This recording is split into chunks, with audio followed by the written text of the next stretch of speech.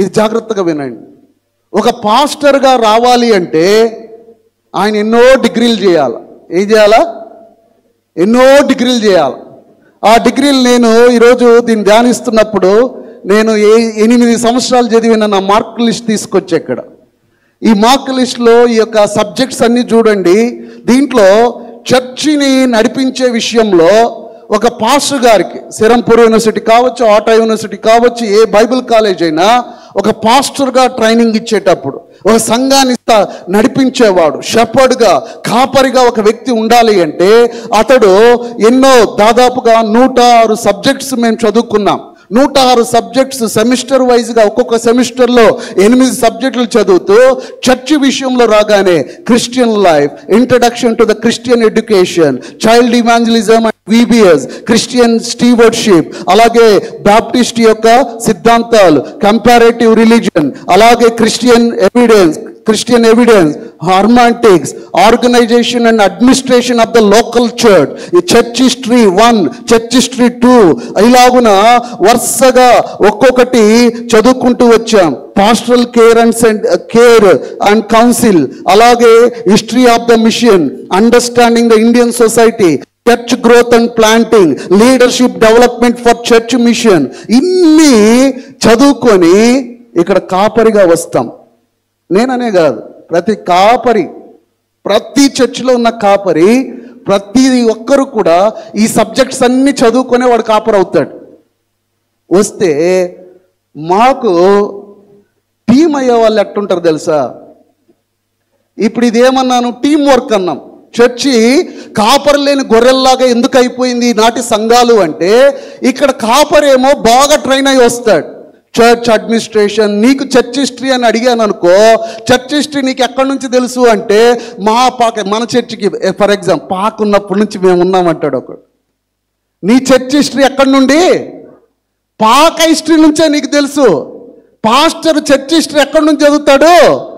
ఆది సంఘము నుండి చర్చ్ హిస్టరీ ఎలా రన్ అయింది, ఏ చర్చెస్ మీద ఎటువంటి ప్రభావాలు వచ్చాయి, ఎటువంటి గుంపులుగా విడిపోయారు, ఎటువంటి అబద్ధ ప్రవక్తలు వచ్చారు, ఎటువంటి ఇష్యూస్ చర్చిలో ఎదుర్కొన్నాయి, చర్చ్ ఎలా డెవలప్ అయింది, ఆ చర్చ్ అడ్మినిస్ట్రేషన్ ఎలా చేయాలి, చర్చిని ఎలా నడిపించాలి, లోకల్ చర్చ్ యొక్క అడ్మినిస్ట్రేషన్ గవర్నెన్స్ ఎట్లా, లీడర్షిప్ని ఎలా ట్రైన్ చేయాలి, ఇవన్నీ మేము నేర్చుకొని వస్తాం. వస్తే ఇక్కడ ఒక టీం దొరుకుతుంది. ఆ టీం దొరికితే ఏం చెప్తుందంటే, అంతా నడిపించి లాస్ట్లో పాస్టర్ గారు వచ్చి ఆశీర్వాదం ఇస్తారు.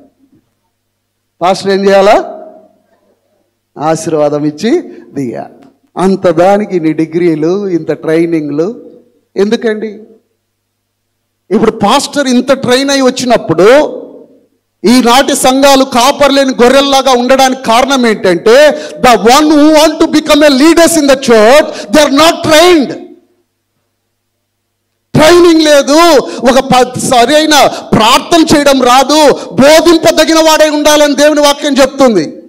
బైబిల్ కూడా సరిగా చదవని వాడు, బైబిల్ కూడా సరిగా చదవరు, బైబిల్ కూడా సరిగా బోధించలేరు, ప్రార్థన కూడా సరిగా చేయలేరు. వీళ్ళందరూ కూడా ఆ అధ్యక్ష పదవిని ఆశిస్తారు. They never trained. They will become church elders. And they say, we know everything. వాళ్ళు ఏం చెప్తారండి? We know everything.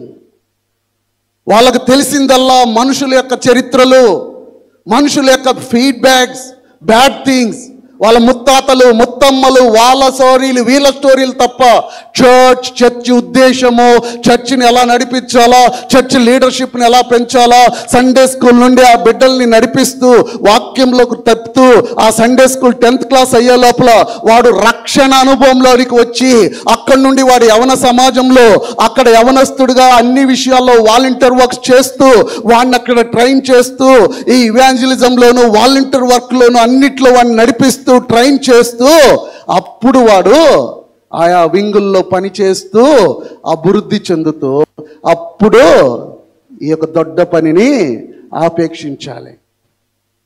నాకు 10 మంది సపోర్ట్ ఉందంటే చాలు, నేను నిలబడతానంటే. 10 మంది సపోర్ట్ ఉంటే నిలబడ్డం కాదు, ఈ 10 రకాలైన లక్షణాలు ఉంటే నిలబడు, దాని కొరకు ట్రైన్ అవు. ఈరోజు సంఘాలు కాపర్లేని గొర్రెల్లాగా ఉండిపోవడానికి కారణం ఏంటి? ఇది మన చర్చి సమస్య ఒకటే కాదు, ప్రతి క్రైస్తవ సంఘపు యొక్క పరిస్థితి ఇది. సండే స్కూల్ నుండి దేవుని వాక్యాన్ని నేర్చుకొని రక్షణ అనుభవం లేకుండానే జస్ట్ ఒక మెంబర్షిప్, నువ్వు ఒక 10 రూపాయలు 100 రూపాయలు కట్టినందుకే నీకు సంఘం మీద ఇంత హక్కు ఉందని నువ్వు భావిస్తే, తన స్వరక్తం ఇచ్చి కట్టాడు ఈ సంఘాన్ని ఆయన. చదువుతారా దేవుని వాక్యం? చూడండి, అపోస్తల కార్యం 20వ అధ్యాయం. నేను వాక్యం లేకుండా మాట్లాడడం లేదండి. చూడండి, అపోస్తల కార్యం. ఏ సంఘానికి నువ్వు పెద్ద అవ్వాలనుకుంటున్నారో, ఏ సంఘాన్ని మీరు నడిపించాలనుకుంటున్నారో జాగ్రత్తగా చదవండి. అపోస్తల కార్యం 20వ అధ్యాయం 28వ వచనం. దేవుడు తన స్వరక్తం ఇచ్చి సంపాదించిన తన సంఘమును కాయుటకు పరిశుద్ధాత్మ మిమ్మల్ని దేని యందు అధ్యక్షులుగా ఉంచెనో ఆ యావత్తు మంద గూర్చియో మీ మటుకు మిమ్మను జాగ్రత్తగా ఉండుడి. ఇది జాగ్రత్తగా ఉండాల్సిన వ్యవహారం, ఇష్టం వచ్చినట్లు చేసేది కాదు ఇది. నా బలం, నా బలగాన్ని బట్టి నువ్వు అధ్యక్షుడు కాలేవు.